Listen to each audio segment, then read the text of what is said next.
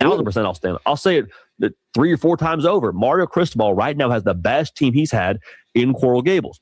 Now, does that guarantee to win a national championship? No, absolutely not.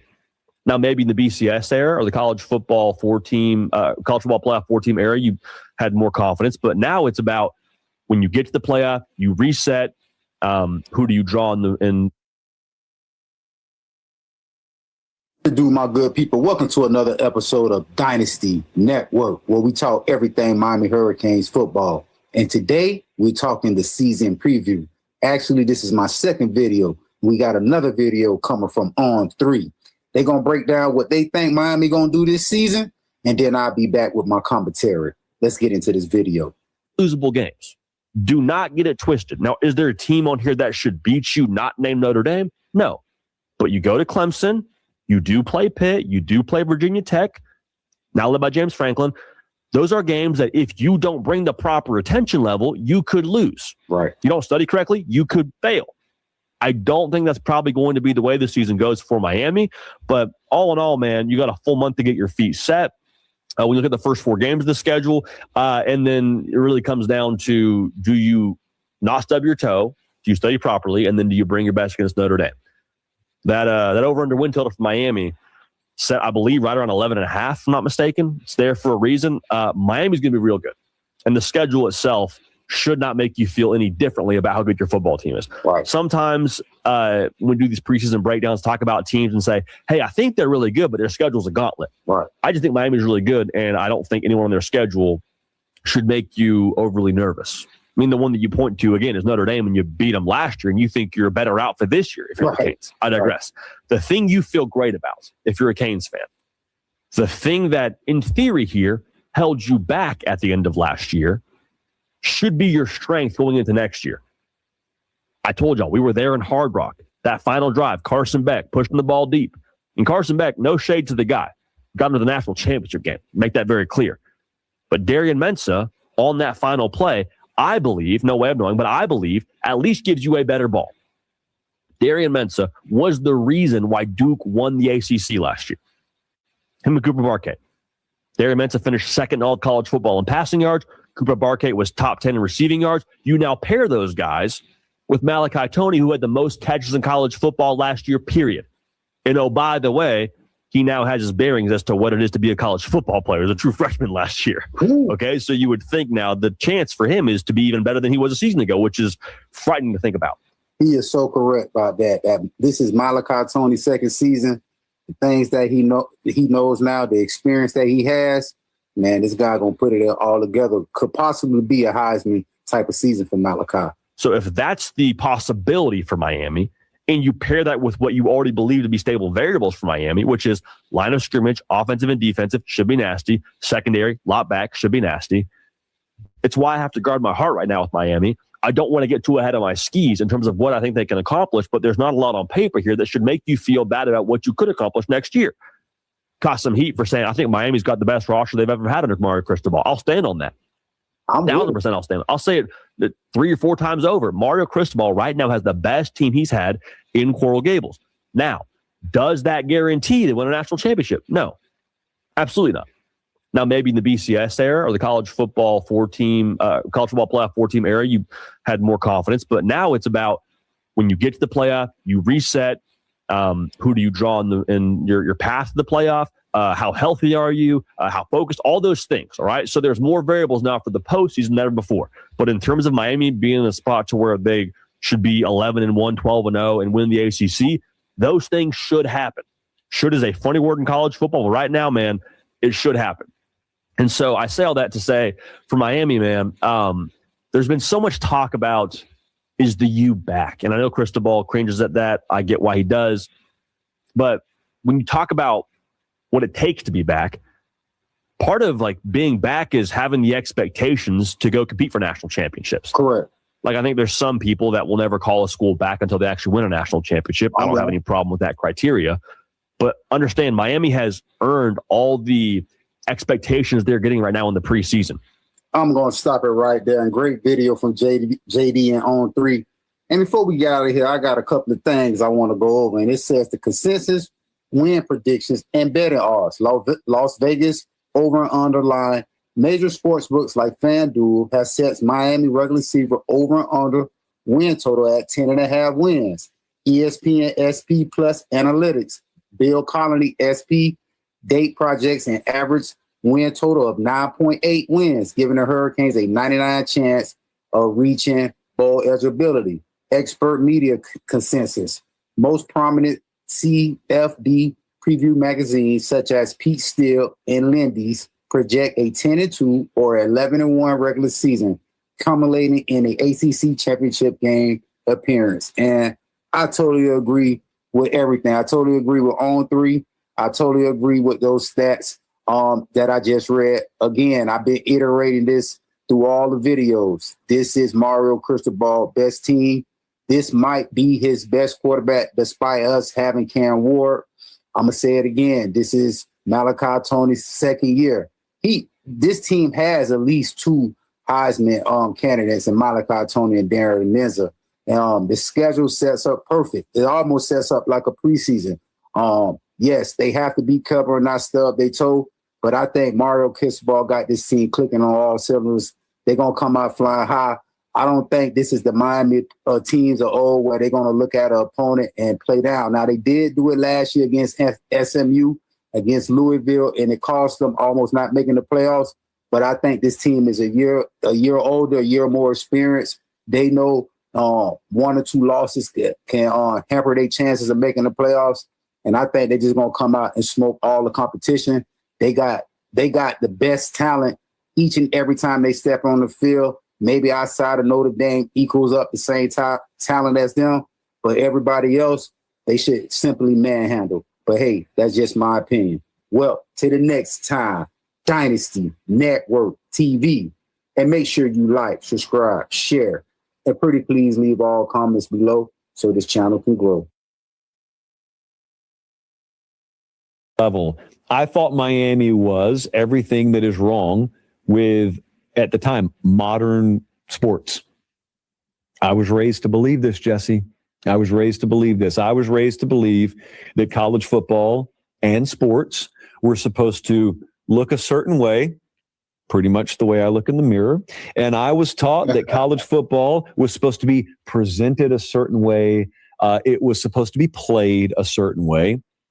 And then Miami started playing in a way that was totally antithetical to all that.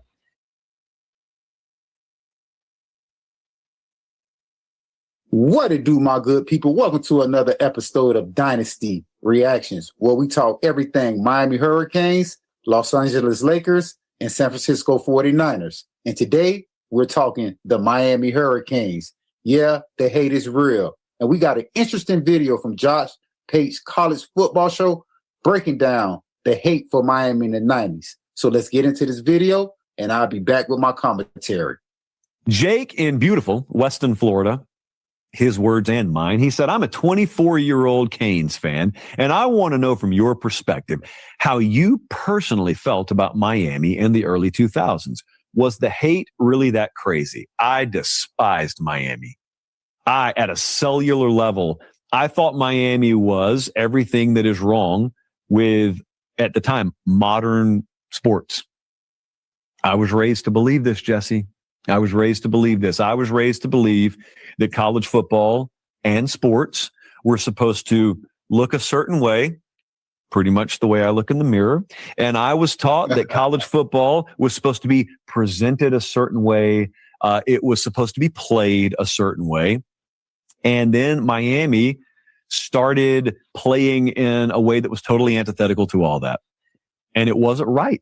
I'll go a step further. It was wrong. Miami played the wrong way. I was not alone. A vast swath of the country felt this way. Now, Miami today is not universally adored, but the relative hatred that is felt about Miami today pales with all caps, P-A-L-E-S, pales in comparison to what people felt in the 90s and early 2000s. So you're 24 years old, so that has you born right around the time Larry Coker's winning their national championship, their last national championship, as it turns out. And that's, sort of the tail end of that run. And they weren't done. Like, they still had some good years. But, man, I am a kid growing up in the deep South. Miami is not the South, but Miami is further south than the South. Miami's not the South. Miami is its own portion of the country. Right. And the way they played was different unto any other place in the country. And it had like worldview implications. And that is what I remember as a kid. I remember the way that I was taught college football is supposed to look and the way I was taught it was supposed to be played. And here was the fact of the matter. The fact of the matter is, when Miami started doing what they were doing, not only were they doing it in a way that really, really flew up people's backside sideways, as Meemaw would say, they were winning. I just want to stop it real quick and just let everybody look at the screen, man. Just look at the names that came through this program. You got Ken Dorsey, Ezra James, Clinton Portis, Willis McGay, Frank Gore, Andre Johnson, Reggie Wayne, Santana Moss, Jeremy Shockey, Kellen Winslow, Brian McKinney, Vernon Carey. I mean, you got guys on that list, all pros, Hall of Famers. So, man, it was a hell of a run in the 90s and the 2000s for the Canes. Plus, if you add in the 80s, you know, Miami really did their things for at least a 25, 30-year stretch. While they were doing it. It wasn't that they were playing that way but still losing. They were dominating folks doing that. And once you see that, there's this slippery slope. There's this snowball effect that, oh, man, like everything we believed was wrong. Wait a second. I'm told that that's not supposed to work. If you play like that, you're going to suffer the consequences of losing. Well, they played like that, and everyone else suffered the consequences. And it was a tough time. It was a tough pill to swallow. Hey, quick time out here. Are you subscribed to the channel? Okay, we're going to stop it right there. You can head over to the Josh Page College Football Show if you want to watch the rest of the clip.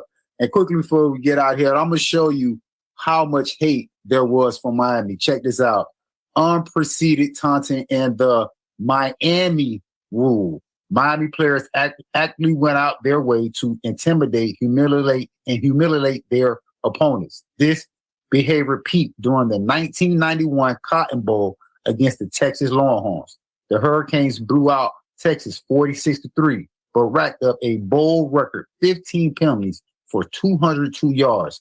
Just imagine that, beating somebody by 43 points and you had over 200 yards of penalties, mostly for flagrant taunting, dancing, trash talking. This place was so polarizing that it directly prompted the NCAA to implement stricter excessive celebration penalties, widely known as the Miami rule. And man, what a time to be alive. Those teams, man, were so dominant. And I know you've seen from 2001 to 2003, man, they were vicious, man. And like, they had a boatload of talent, NFL talent, guys that we see lace it up every Sunday. I think Miami had a record for guys scoring a touchdown. How many guys scored a touchdown every Sunday in the NFL? And man, you just had to be there to see it, man. I was able to go down to the Orange Bowl myself and catch a couple of games. That team was awesome. And they all put it together against Nebraska, and they looked at like another human, another team out there. And, you know, they tried to back it up the next year against Ohio State, and they came up a little bit short. Of course, the controversial call. But, man, that stretch from 2000 to 2003, yeah, those guys really set college football afire. And it was already set up for them, for what the guys did in the 80s and the 90s. So when Larry Coker came in, really the team was built by Butch Davis, but Larry Coker took over the Ferrari and brought home a national championship. So this is a great perspective how not just Josh Pate, but how a lot of people felt about the way Miami handled business each and every Saturday. Not only they went out there and kicked your ass, they told you about it. Well, that's just my opinion. Well, to the next time, Dynasty Reactions Network. And make sure you like, subscribe, share, and pretty please leave all comments below. You already know. 6 seasons as heavy favorites to win the ACC. Also, with an eye towards returning to the national championship. After finishing as the runner-ups last season, they've reloaded their roster with a big addition at quarterback. from Durham to Miami as one of the top transfer quarterbacks this offseason. They've also got some key returners, including wide receiver Malachi Toney, who led the nation in catch. What it do, everybody? Welcome to another episode of Dynasty Reactions, where we talk everything Miami Hurricanes. And today we're talking Darian Mensah, the transfer portal superstar who's coming to Miami and hopefully bring in a national championship. We got a clip from CBS Sports, and they're going to break down what they think of Mensah. And after they do that, I'm going to come back with my commentary. So let's get into this video. Time to turn our eye to the Miami Hurricanes, who enter the 2026 season as heavy favorites to win the ACC. Also, with an eye towards returning to the national championship. After finishing as the runner-ups last season, they've reloaded their roster with a big addition at quarterback. From Durham to Miami as one of the top transfer quarterbacks this offseason. They've also got some key returners, including wide receiver Malachi Toney, who led the nation in catches last season. He'll be Mensah's top target. The season opens with an ACC showdown at Stanford, over 3,000 miles, by the way, between those two. You also have trips to Notre Dame, Clemson, and a UNC game on Halloween. The scary hours continue when Florida State returns to Hard Rock in October. But look at the end of the season. Revenge game there against Duke, Virginia Tech, Boston College. Can Canes get back to the CFP? Only time, and maybe our experts can tell us here as we welcome 24/7 Sports Miami Hurricanes reporter David Lake and the Cover 3 podcast host Chip Patterson to the program. Guys, it is a new era down here in South Florida. It is out with Carson Beck, in with Darian Mensah, hit the transfer portal, landed in South Florida as one of the most experienced quarterbacks in the game going into the season. David, is this an upgrade from Carson Beck, or how is the team viewing Darian Mensah and his opportunity here in Miami? I do think it's an upgrade. I think it's a big upgrade, honestly. So in the spring, the staff allowed me to watch each one of their scrimmages and, of course, their spring game. And I'm not saying Darian Mensah's Cam Ward, but he will remind a lot of Miami fans of Cam Ward with his accuracy, the way he gets the ball out quick, his anticipation, his improvisation ability. Doesn't quite have the same twitch in his arm that Cam Ward has, but he's going to be ultra productive. I do think one thing that Darian Mensah has over Cam Ward in his Miami tenure is the wide receivers he's going to work with are better than what Cam Ward had to work with. So I'm fully expecting a highly productive season from Darian Mensah this year. Definitely going to be much more productive than Carson Beck was last year. Yeah, Darian Mensah was the best quarterback in the ACC last season. I understand Haynes King got the first team all-conference honors.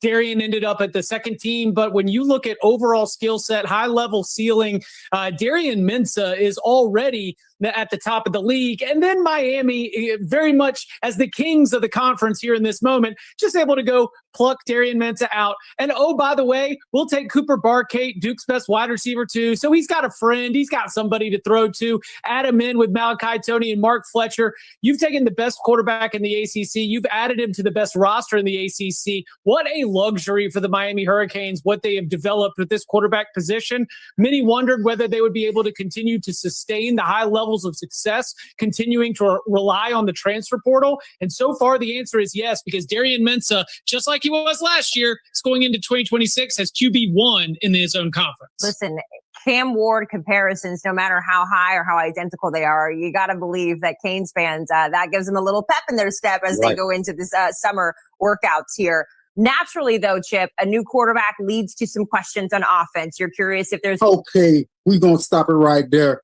And quickly, man, we're going to check out Darian Mensah career stats, man. And it says the 2024 season at Tulane, he 13 games, 189 attempts. 189 completions, 287 attempts. And then it says 2025, last year with Duke, 334 attempts, 500 attempts. So, Darian Mensah is more than capable of putting the ball up. And it says his key career accolades and records. The 2025 Sun Bowl MVP capped off his Duke career by throwing for 327 yards and 4 touchdowns, a 42-39 victory over Arizona State. Duke single-season record set the school's all-time single-season records for passing yards with 3,973, total offense yards 3,941, and total touchdowns 35.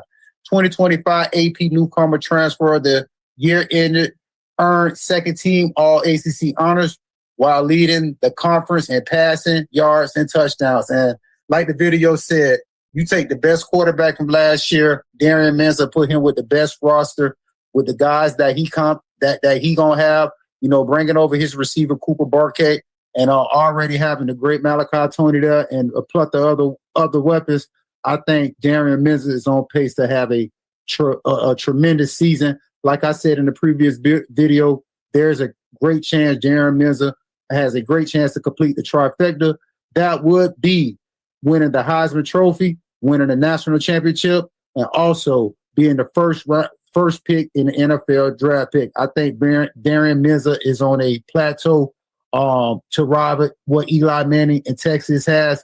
Miami could present all those things. They have the money to make Darian Menza look bigger than life, and they have the money to run a great Heisman campaign. So you put Darian Menza in that Miami offense that, hey, like they said, it's going to remind us a lot of 2024 with Cam Ward and our offense putting up over 540 yards and over 40 points a game. I think Darian Menza is going to have Miami right back at that pace. So I look for the kid to do great things, and I look for Miami, like I said in previous video, to end up in the national championship. That's just my opinion. Well, to the next time, Dynasty reaction. And make sure you like, subscribe, share, and pretty please leave all comments below. You already know.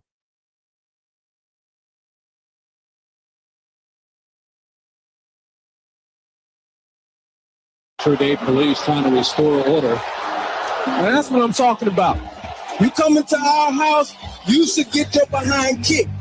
You don't come in the OB playing that stuff. You across the ocean over there. You across the city. You can't come over to our place talking noise like that. You get your butt beat. I was about to go down the elevator and get in that thing.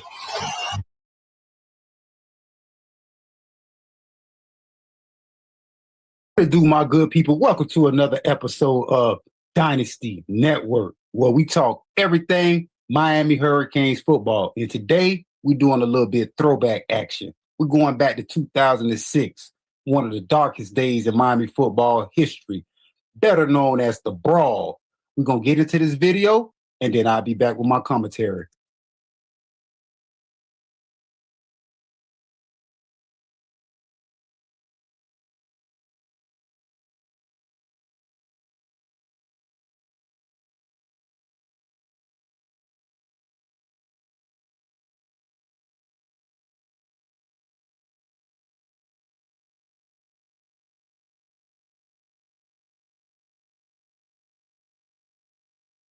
After 50 seconds of pure chaos, state troopers and FIU police had to come on the field to restore order. After the teams finally began separating towards their own sidelines, the referees huddled up to discuss how they were going to penalize this brawl. It took them nearly 15 minutes to come up with an answer.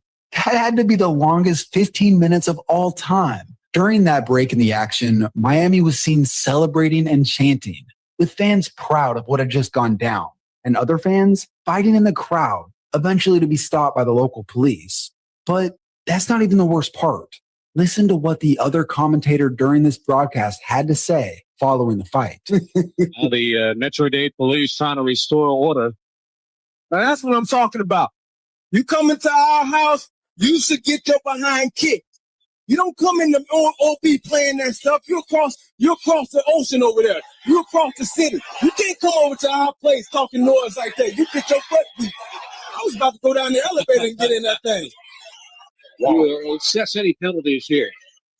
I say why don't they just meet outside in the tunnel after the ball game and get it on some more. So this commentator, Lamar Thomas, was a former player for the Hurricanes back in the early 90s. Lamar was one of the program's best receivers ever. Was he? But he wasn't exactly the greatest guy in the world. In 1996, he was charged with aggravated battery after beating his pregnant fiancée. Lamar pled no contest and served jail time. Then he allegedly beat her again in 1997. He probably never deserved to be in that booth in the first place. Because of those comments he made during that game, Lamar Thomas was immediately fired. When the broadcast re-aired, they had cut those comments he made. Like I said in the beginning, 31 players would be suspended, 13 from Miami and 18 from FIU. Most of these guys served one-game suspensions. Number 26 for FIU, Chris Smith, was thrown off the team for this. And number 24 on FIU, McDuffie, was also thrown off the team for kicking that dude in the head. Number 26 on Miami, Anthony Reddick, pulled the most notorious move of all. It's what you all know now as the Miles. I would never forget that. That boy went ham out there. That boy picked up his whole helmet and threw it at the goddamn team. Garrett move. He would be suspended indefinitely, but that indefinite suspension lasted only 4 games. The punishment overall was extremely light. This would anger many. An ESPN writer called Miami's one-game suspensions a soothing caress and manicure. Now, check out this photo. This picture of FIU player Ahmad Ned on crutches became infamous. It had kind of turned into a meme before memes were a big deal. But for FIU, it would continue to fall into the depths of despair. They finished the season 0-12. Their coach resigned, and they would go on to lose 23 straight. For Miami, they would finish with their worst record in just about a decade. The legendary dynasty of the U was old news. Head coach Larry Coker had made a complete fool of himself. This dude had the balls to say this after the game. Quote, I think it'll affect the image of our program greatly, but in a positive way. I think that when they see the video and they see how it was handled, they will be impressed with our players. Nah, you can't say that. Nah, bro. Nah. Come on, Lord. You know what we be saying right now? We ready. We ready. We ready. We've been had a damn couple years, but you don't come in here talking smack. Now how? Crazy, man. Okay, we gonna stop it right there, man. And before we get out of here, we're just gonna take a look back of the fallout of the brawl. And it says a total of 31 players were suspended, 18 from FIU, 13 from Miami. Team dismissal. FIU completely kicked Chris Smith and Marshall McDuffie Jr. off the team for the direct attack on the Miami holder. Miami suspended Anthony Reddick indefinitely. Broadcast fire. Former Miami player and Comcast Sports Southeast TV analyst Lamar Thomas was fired after celebrating the fight from the broadcast booth. His live commentary included the infamous phrase, "You don't come into the OB playing that stuff, you'll get your butt beat." Coaching staff, their embarrassment heavily damaged the reputation of both programs. At the end of the 2006 season, both Miami head coach Larry Coker and FIU head coach Don Stockton was replaced.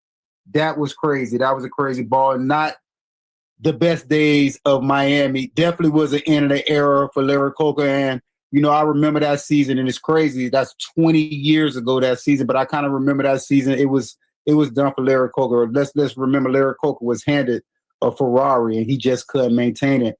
And by that point, it was so much stuff going on. He had not lost the way of the team, and, you know, it all culminated into that night. Actually, that was early in the season, so they actually won that game, but that wasn't a very good year. It was a lot of things went on. We all know the situation with Brian Potter, so it kind of was that brawl was definitely a farewell song for Larry Coker and his coaching staff. And I'm glad those days are over, and I'm glad we got Mark Cristobal and we headed back to the top. Well, hey, that's just my opinion. Make sure you like, subscribe, share, and please leave all comments below. And you're watching the Dynasty Network. Cooper Barcade. I see this guy being an incredible pain in the ass for opposing defenses. Malley's going to get a lot of double teams. They're going to focus on him as a weapon, and this guy's got a skill set. Comes from Mater Dei in California, proven powerhouse. So this guy's played in tough comp. Don't sleep because he went to play at Duke. There's a reason why Mensah wanted him to come with him. He looks right away like a safety blanket for Darian Mensah. I think this University of Miami offense is really looking potentially prolific. If the offensive line gels, the continuity's there, maybe the best offensive production we've ever seen at the U. I really love this offense, but Cooper Barkate, sleeper, stud. Love the kid. What's going on, my good people? Welcome to another episode of Dynasty Reactions, where we talk everything Miami Hurricanes football. And today we're talking Cooper Burkett, one of the big-time transfer portals additions to the Miami Hurricanes football team this year. I got a little video clip breaking down Mr. Cooper, and then I'm going to get back into my commentary. Let's go. What's going on, guys? Wes Bryant, ACC Digital Network, back again to talk about another returning attraction to the ACC, this time at a different school, Cooper Barkate from the Miami Hurricanes. In 2025, Cooper Barkate caught 72 passes. He was second in the ACC in receiving yards with 1,106, and he was tied for second in the conference in receiving touchdowns with 7. And he was also ninth in yards per catch. So he was getting it done everywhere on the field in 2025. Look at that speed. The Canes did have a lot of receiving talent in that room last season, but there was over a 400-yard gap between Malachi Toney and the next closest receiver. Cooper Barkate and his all-ACC pedigree will be much welcome to help balance the field. He does his damage in the intermediate parts of the football field between 10 to 19 yards and received a 99.9 grade from Pro Football Focus in that area with over 400 yards and 4 scores at over 17 yards per catch. So you can see that coming in with Malachi Toney, these two will balance each other out. You're not going to be able to focus on one player or the other. Right. And this is going to make that Miami passing attack absolutely dynamic this coming season.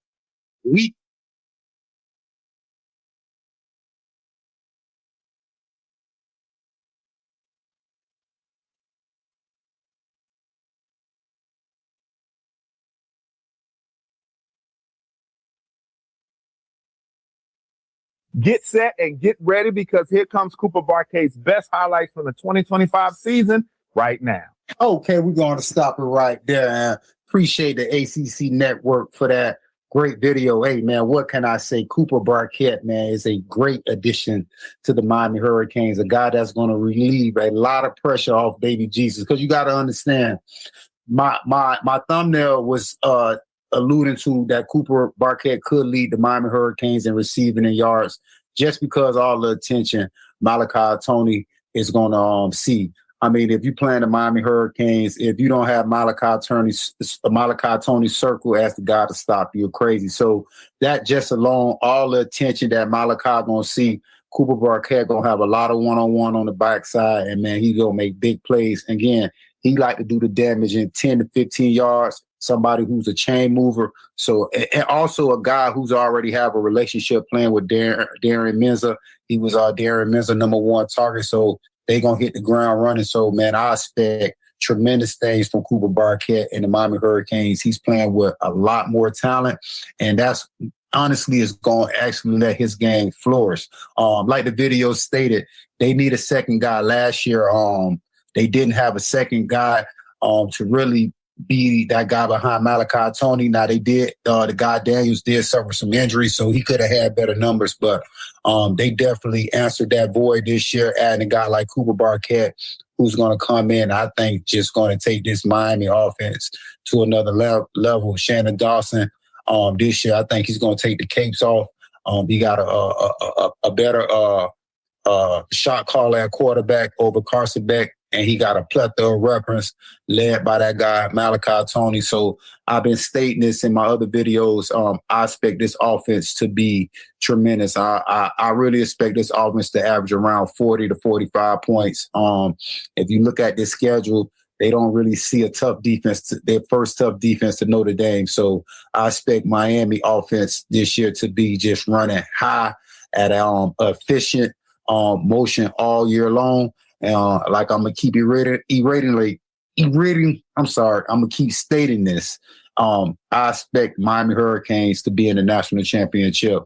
When you add a guy like Darian Mensah, when you add a guy like Cooper Burkett, when you already got baby Jesus on your team, there's no reason why the Miami should not end up in a national championship. But hey, that's just my opinion. Well, to the next time, Dynasty Network. And make sure you like, subscribe, share, and please leave all comments below. You already know. The true sophomore sensation for Miami last year, our number 2 receiver in the nation, only behind Jeremiah Smith, led the country as a true freshman in yards after the catch, led the nation in broken tackles after the catch, led the nation in catches that went for a first down or a touchdown, second most receiving yards in the Power 4, only to Jeremiah Smith. So he is an absolute superstar. He is nicknamed Baby Jesus for a reason. He could throw.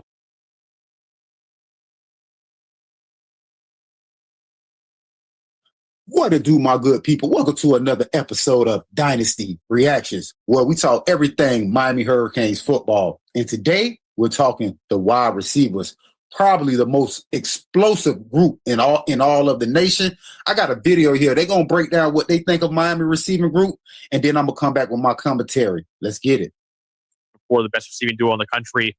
They had 2 of our top 11 receivers in the country, of course, headlined by Malachi Toney, the true sophomore sensation for Miami last year, our number 2 receiver in the nation, only behind Jeremiah Smith, led the country as a true freshman in yards after the catch, led the nation in broken tackles after the catch, led the nation in catches that went for a first down or a touchdown, second most receiving yards in the Power 4, only to Jeremiah Smith. So he is an absolute superstar. He is nicknamed Baby Jesus for a reason. He could throw it. He can run it as well. Malachi Toney is an absolute stud that Miami's got at receiver right now.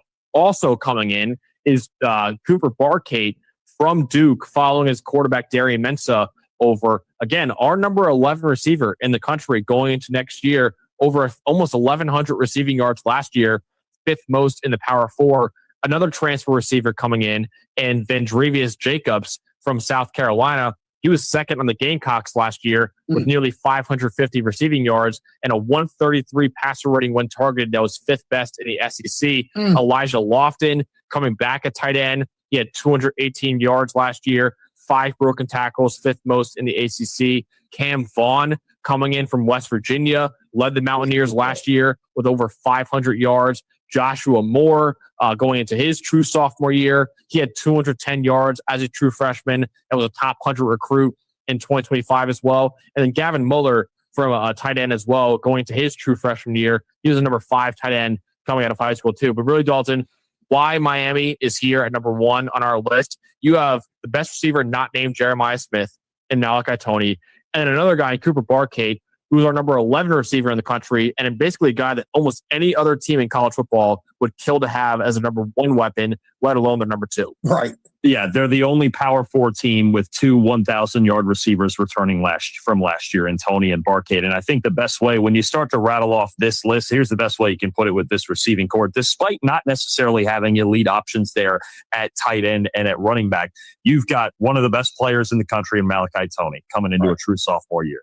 You've got Duke's leading receiver from last year. You've got West Virginia's leading receiver from last year. And you've got South Carolina's second leading receiver from last year. So you just look at the big playability and then combining that with Darian Mensah, who's a better vertical passer than Carson Beck, because now it kind of works backwards the other way. With Beck, it was, okay, we know he can manage the game. He's got the RPOs. He can do all of the easy stuff. Right. Can we push it down the field vertically? It's a little bit of a weakness for Miami last year. Now we know Mensah can push it vertically. We saw him do it at Tulane. We saw him do it at Duke. Now we get to see it at a third school. Can he just do the easy things in this offense? And they have to just, Shannon Dawson's just going to have to reel him in just a little bit, in certain neutral situations. But when you look at the potential they have with that top 4, just at wide receiver, it's insane. I mean, this Miami offense, I'm with you. I think they upgraded at quarterback. They've upgraded, especially the depth of this receiving core. And you look at the chemistry, especially the chemistry that he already has with Barkate.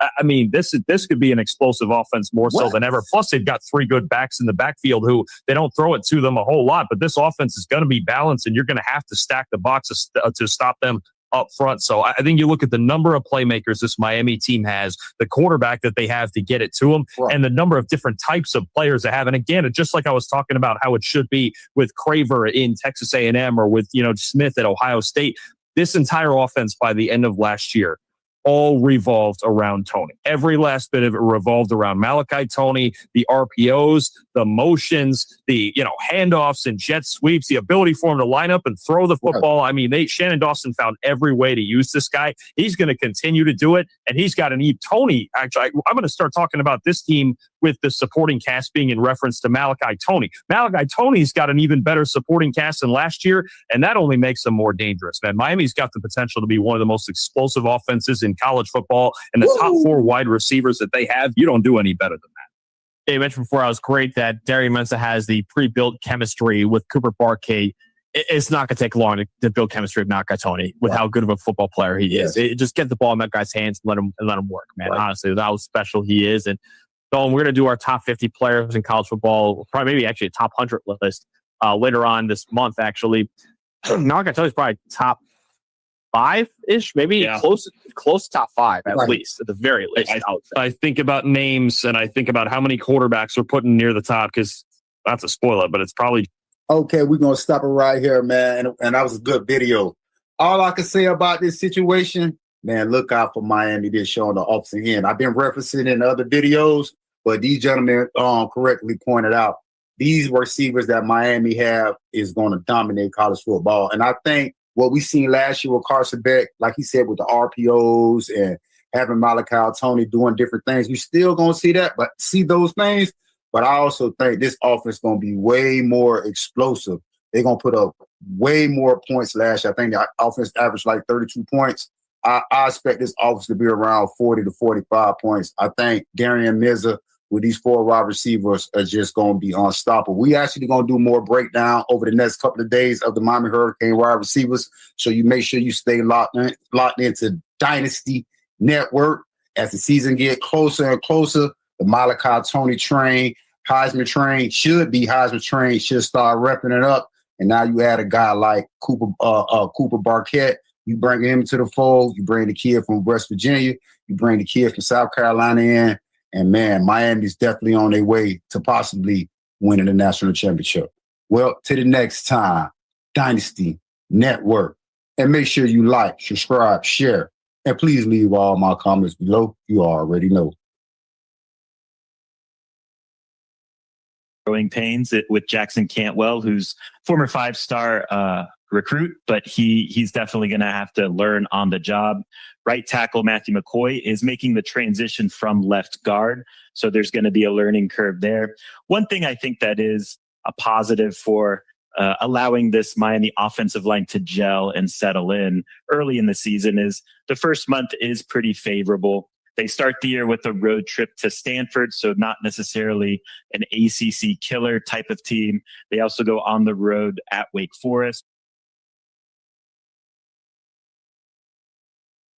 What to do, my good people? Welcome to another episode of Dynasty Reactions, where we talk everything Miami Hurricanes. And today we're talking offensive line play, one of the strongest part of our run last year. And today we got a video breaking down the expectation of this year offensive line. We're going to watch this video, and then I'm going to come back and give my commentary. Let's get into it. Just some questions on offense. You're curious if there's going to be that consistency, where the chemistry comes from, all of those things that need to be built in this portion of the season. What questions do you need answered, Chip, this summer from this offense in Miami? The offensive line was an edge. It was plus value. You get in the college football playoff last season and against Texas A&M, Ohio State, elite defensive fronts, they were just getting pushed around. It was part of the identity of that run to the national championship game, and now it's missing a lot of talent and a lot of depth. There's a couple different things going on with the offensive line that all packaged together into general offensive line questions for me. Jackson Cantwell coming in as a true freshman. I read David Lake, so I know that he at least begins to look the part. That's encouraging. But there's also a lot of veteran players, like Okunlola, like McCoy, like there's Rodriguez. There's players that have been around, and you really do need them to take a step forward in their own personal development. If they all do it together, then Miami maintains the kind of edge that they have up front and had last season. If they just have a ho-hum and kind of are who they are, well, then maybe it won't be as dominant, and Darian Mensah will need to do more. So that's my big question with all the skill positions and quarterback stocked. What is that going to look like up front, and can they still have that edge? No doubt. Chip nailed it. Miami has to replace 4 starters from last year's offensive line, 3 of which were just drafted in the 2026 NFL draft. As Chip noted, Miami's going to start a true freshman at left tackle. So there's going to be some growing pains with Jackson Cantwell, who's former 5-star recruit, but he's definitely going to have to learn on the job. Right tackle Matthew McCoy is making the transition from left guard. So there's going to be a learning curve there. One thing I think that is a positive for allowing this Miami offensive line to gel and settle in early in the season is the first month is pretty favorable. They start the year with a road trip to Stanford, so not necessarily an ACC killer type of team. They also go on the road at Wake Forest. So they're going to get some nice Power 4 work, but not the most intense type of competition like last year when Miami had to open the year against Notre Dame. If that was the case for this offensive line, I would definitely have my concerns with this offensive line being able to win that type of game. Feels like naturally, too, there's questions on the defensive line when you look at the absence that they were missing. Okay, we're going to stop it right there. And quickly before we get out of here, I usually have something up on the screen, but I don't this time, and I apologize for that. But if there's one group of the Miami offensive line, of the Miami team that I'm not worried about, is the offensive line, and that's because Mario Cristobal was an offensive line, and that's his specialty. I think he's going to have this offensive line flying high. They have a bunch of 5-star recruits, so it's not like they are replacing the guys from last year with nobodies. This kid, Jackson Caldwell, one of the biggest recruits in Miami football history. I think he's going to come in, plug in. Like they say, he might have his struggles a little bit, but their schedule is kind of soft the first 4 weeks. So I think they're going to be able to gel together and find the right chemistry. So Darian Misser and his office can just fly high, and Malachi and Tony and those guys can go out and make plays. I just don't see the Miami offensive line struggling. They have too many big bodies. The one thing Mario Cristobal has done, he has recruited beautifully. He has got creatures of I don't know where Mario Cristobal gets some of these guys. He got straight creatures coming off the bus. So if there's one group I'm not worried about, it is definitely offensive line. I think Mario Cristobal is going to have this offensive line fine off on all pistons. He has a good 4-week stretch where they really don't get tested. And by the time they get in ACC play, this offensive line just going to be taking off. And Mark Fletcher and Darian Messer are just going to be doing big things. But that's just my opinion. Well, to the next time, Dynasty Reactions. And make sure you like, subscribe, share, and pretty please leave all comments below. You already know. Comes in for some big high leverage downs, or is Damon Wilson going to be somebody who can dominate on every down? Because with Ruben Bain, Anakeem Messidor, and others gone from that group, and there is a lot of room for you to be able to step in and hit the ground running. Now, the good news for Miami is I do think that behind him there is enough talent. I think they've developed and recruited the defensive line well enough that they can still accomplish a lot of their goals. But when we talk about Miami taking the next What to do, my good people? Welcome to another episode of Dynasty Reactions, where we talk everything Hurricane football. And today, we're talking defense. Yeah, the Hurricanes got a little bit of holes to fill, losing those 2 great pass rushers. I got a clip from CBS Sports breaking down the Hurricane defense for 2026. We're going to watch this clip, and then I'll be back with my commentary. Let's get into it. And obviously comes to mind here for me, David, but what other questions does the defense need to address for you? Yeah, I'm going to go with linebacker. And, the reason why I say that is Miami has 2 guys that are veterans, right? You have an 8-year linebacker in Motore, 8-year again. And then you have a 6-year guy in Chase Smith, who's kind of getting the opportunity to go from rotational player to starter.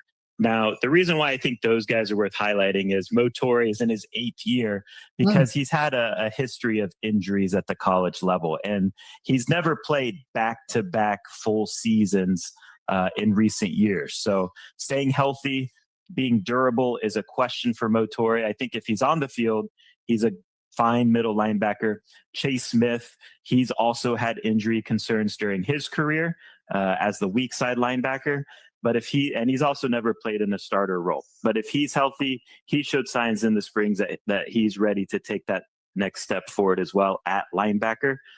So I'm going with the linebacker position as one to watch on defense. I'm going to step up to Damon Wilson, a name we just saw right there at the edge rushing position. My question is he a luxury or a leader? Is he somebody who just comes in for some big high leverage downs? Or is Damon Wilson going to be somebody who can dominate on every down? Because with Ruben Bain and Akeem Messidor and others gone from that group, man, there is a lot of room for you to be able to step in and hit the ground running. Now, the good news for Miami is I do think that behind him there is enough talent. I think they've developed and recruited the defensive line well enough that they can still accomplish a lot of their goals. But when we talk about Miami taking the next step, talking about winning that national championship, Damon Wilson, who had a good season at Missouri last year, started his career at Georgia. The talent is there. Just playing on this very talented, very solid defense unlock his next step, because that could really help take this defense over the top. And that's truly what they want, is to take this team over the top. Last year made it all the way to the national championship. A heartbreaking loss, of course, to Indiana. So, Chip, as we mentioned, that schedule begins. Okay, I'm going to stop it right there, man. Quickly, man, I'm going to show you what Miami must replace during the 2025.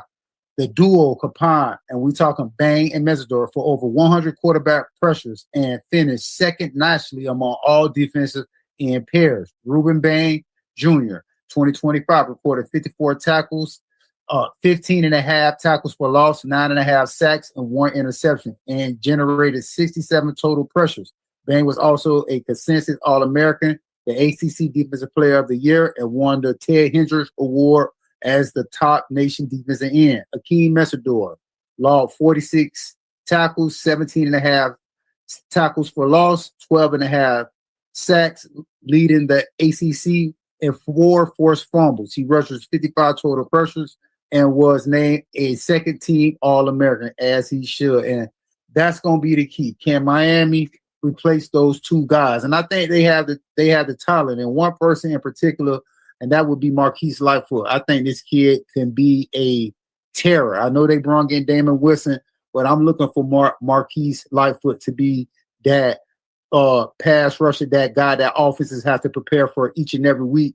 You look at his body, he has a wide receiver slim body, he has a motor of a wide receiver, and this guy can just put on a tad little bit more weight. I think Marquise Lightfoot could be every much more effective than Ruben Bain Jr. and Akeem Messidor.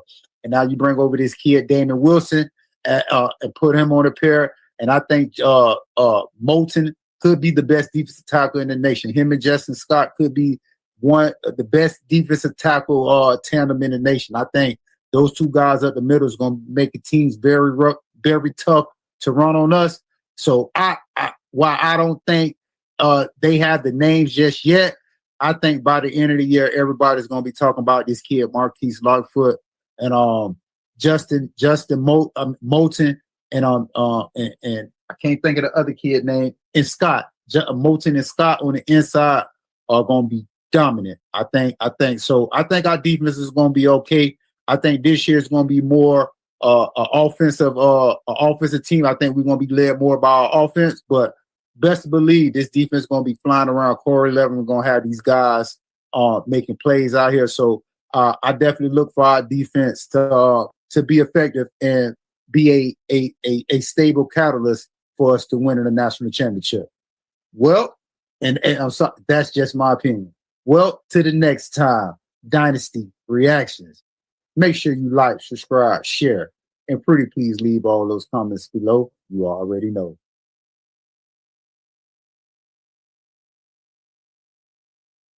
We went out and got a quarterback that I think is, at the very least, going to give you a better ball on that final play against Indiana. Does it change the game? Who's to say? But I think it gives you a better chance to win that game on that final drive. It's all there. And so I think in modern college football, we maybe oversimplify what it takes to win a national championship. I do think there is a ingredient and formula to it, a recipe, if you will. And I think Miami checks those boxes. Be elite in the trenches, have a dude at quarterback that you trust to win 3 to 4 games.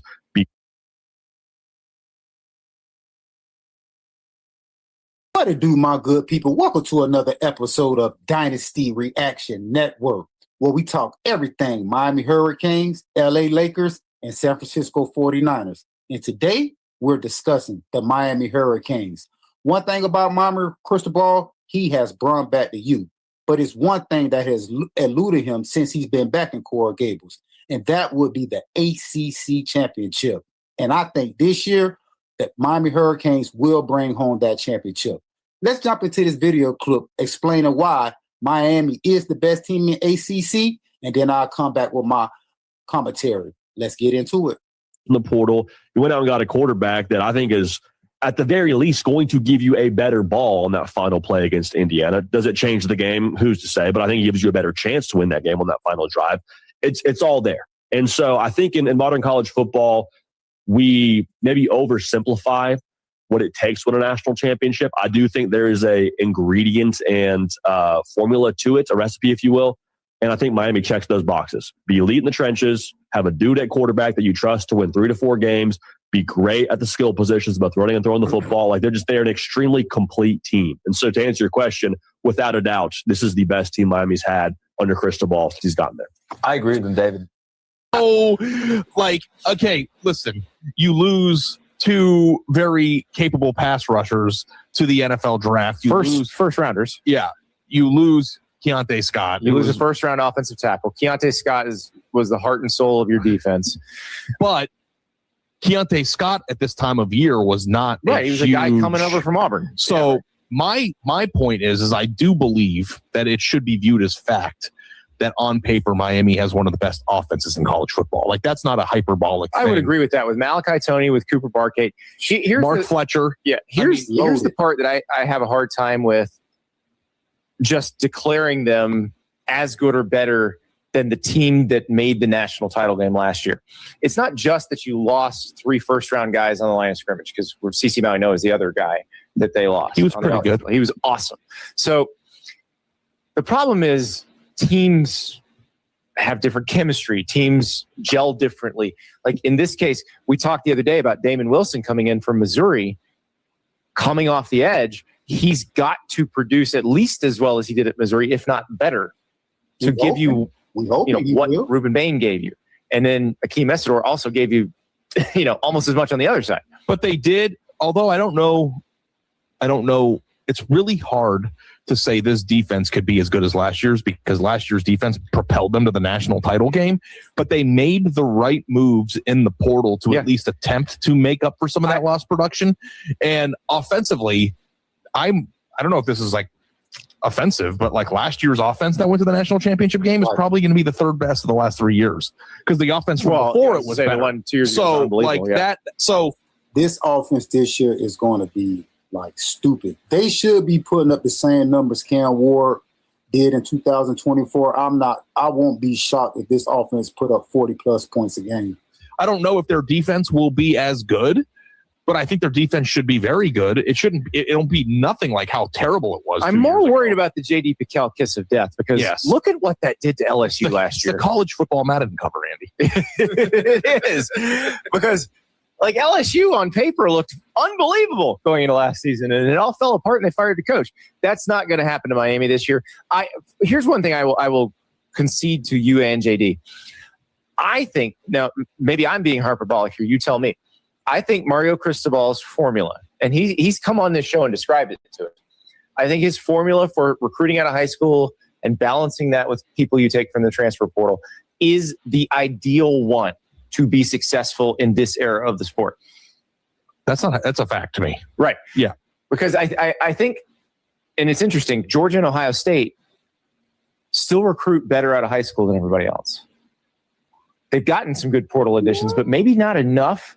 And maybe they don't have the sense of urgency in the portal. Like Miami, coming off of the 2024 season, knew it had to really revamp the defense. And they went in there and got guys that could really fix it right away. Would you rather be dominant in high school recruiting or dominant in portal acquisitions? Both. But if you had to pick one, I would rather be better at the portal. But the thing is, what Miami's great at, and we've talked about this a little bit with what Texas Tech's trying to do. It is.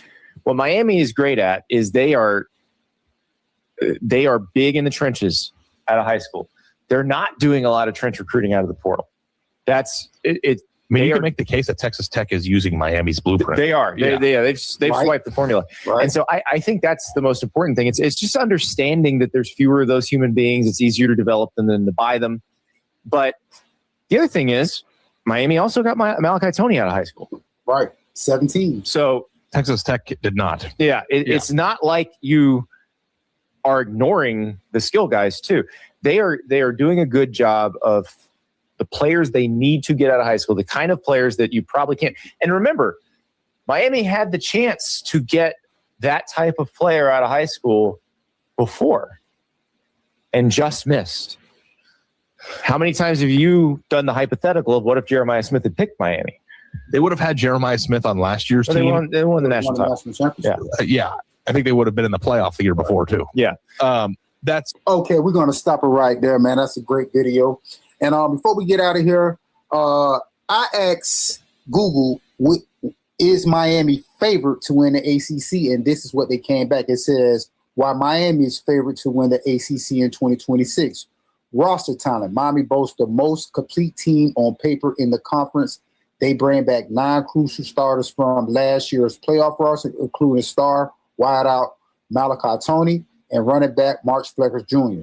Elite transfer additions. The Hurricanes significantly upgraded their roster by landing premier Duke transfer quarterback Darren Menza, along with explosive wide receiver Cooper Burkett and Missouri air rusher Damian Wilson II. Favorable schedule. Miami plays a manageable 9-game ACC slate, hosting top rivals like Florida State and Virginia Tech at Hard Rock Stadium. They completely avoid dangerous opponents like SMU, Louisville, and conference play. Well, like I said in yesterday's video, to me, this is Mario Cristobal best team from top to bottom. I know the defensive line took some hits. I know the offensive line took some hits with Ruben Bain and